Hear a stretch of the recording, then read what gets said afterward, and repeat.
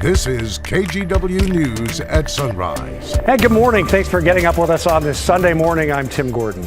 This morning on Sunrise, a Hillsborough coffee stand owner will be back in court later this month for allegedly assaulting multiple employees. Now, more women have come forward. What we know so far about the case. Plus, this technology is just another tool in that plan around these ideas of transparency and accountability. after 2 years, Salem police are rolling out their officer body cam program. We'll tell you how the cameras work and how soon they can access the footage to write up reports. But first, let's check in with Chris McGinnis for a quick look at the forecast. Good morning, Chris. Good morning again, Tim. Let's go ahead and check out the live look from our Wells Fargo sky camera. This is pretty neat. Over downtown Portland, you can see the low cloudiness and the fog kind of obscuring some of the skyscrapers over downtown. And as expected, the fog is thicker. It's a little colder out there this morning than yesterday. 35 last check at PDX, and the visibility right now, we're down to a quarter mile in Portland, quarter mile or less in Aurora, McMinnville, Salem, 3 mile visibility right now in Eugene. There is a dense fog advisory until 10 a.m. for the central and southern Willamette Valley this morning. But as we showed you here in Portland and across the metro area, there are some pockets of thick fog as well. And it's colder. So we've got possibly some frosty roads out there this morning. It's 27 in King City and Hillsborough. Big perspective across the state. Astoria 31, 9 right now, Baker City and Pendleton. Waking up to 32 degrees. All right, the plan for today, a little like yesterday, morning low clouds and fog. The low clouds will lift. We'll see some sunshine heading into the early afternoon, but then the next round of cloud cover rolls in late in the day. We'll top out in the low 50s. Tim, everybody is checking their phones, seeing that snowflake on their weather app for Monday night and Tuesday. I'm going to walk you through that coming up in just a few minutes. Okay, look forward to that, Chris. That's for sure. Well, a quick traffic alert for you this morning. The Morrison Bridge closed to all vehicles plus bikes and pedestrians until tomorrow morning. We told you about this yesterday. It continues. They're painting and doing maintenance on the Morrison, so the bridge is set to open back up tomorrow at 5 a.m. And by the way, county officials say they have more closures planned for the end of the month and also at the beginning of March.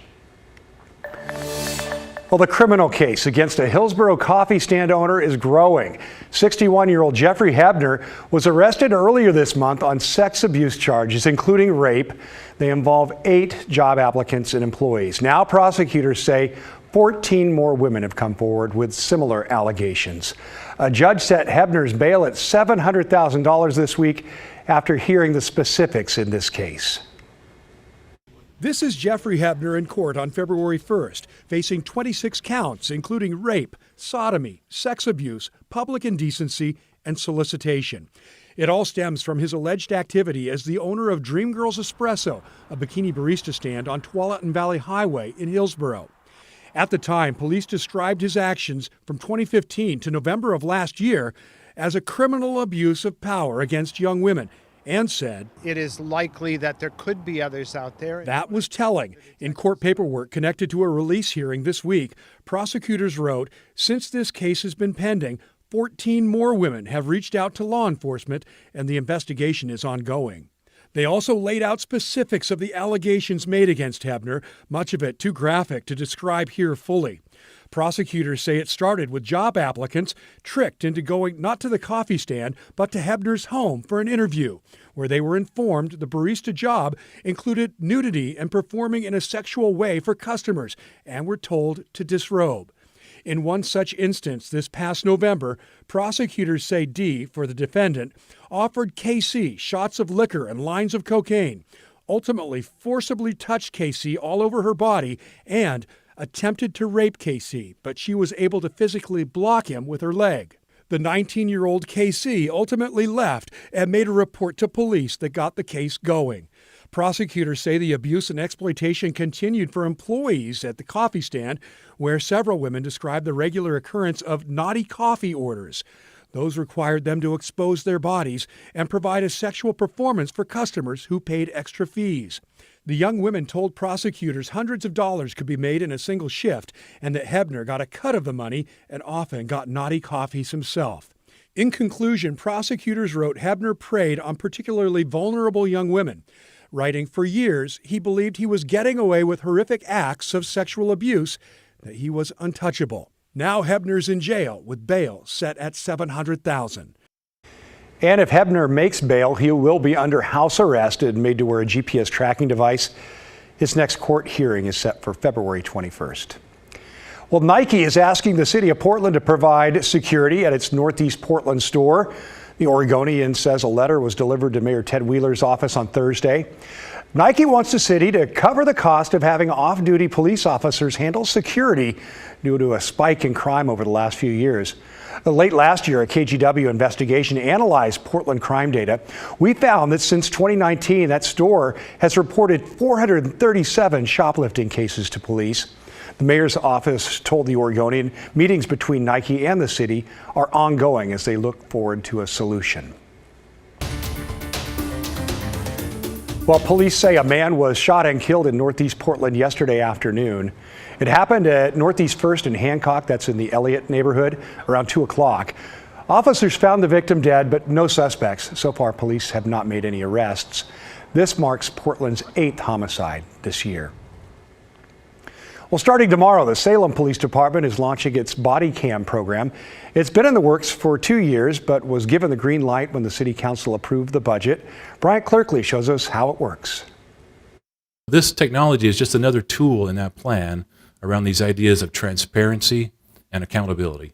All officers with the Salem Police Department will begin wearing these body cams starting on Monday. The department has been testing the cameras ahead of this launch. As you can see in this example, an incident where a dog was caught by his collar on a fence. It's been a long road for the department to get these devices. It's taken 2 years of planning, even as many other police departments have used body cameras for years. Salem police had to set a budget, work with stakeholders, select the vendors, then test the cameras. That included testing in the field in stress conditions like weather conditions, low light conditions, physical, how well the equipment stays on the officer. Patrol cars will also get in-car video along with body cameras. This process will be complete by the end of summer. When an officer goes out in the community, they tap their cameras on for any incident.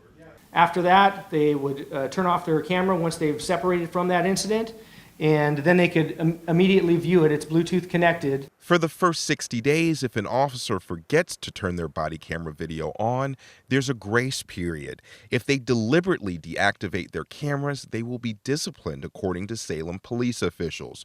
Officers will be allowed to review the footage before writing a report. We just look at this as another tool to help officers document very well in their reports what occurred. David Reinholt is the chair of the City of Salem Community Police Review Board. He says there's been some logistical issues, which is why the police department has taken so long to get the body cams. But this is a step in the right direction. I think it's a good thing for the city as a whole, both from the citizens of Salem and also for the police department. The officers that I've talked to they're very happy about having the body cameras, and most of the citizens that I've talked about are happy as well. It was Bryant Clerkley reporting. Well, when it comes to other large police departments getting body cams, Vancouver Police plans to launch their program later this month, and PPB says it hopes to have a body cam program up and running by the end of this year. Well, still have nothing planned for Valentine's Day. We have an idea that is sure to relax you very well, from foot massages to facials. Drew Carney tries it all. He takes a special friend with him as well. That's coming up in 2 minutes. And did you know you can watch sunrise anytime you want on KGW+? In fact, all our news is on Roku and Amazon Fire, so just look for KGW and add us to your home screen, won't you? And stream sunrise anytime on your schedule.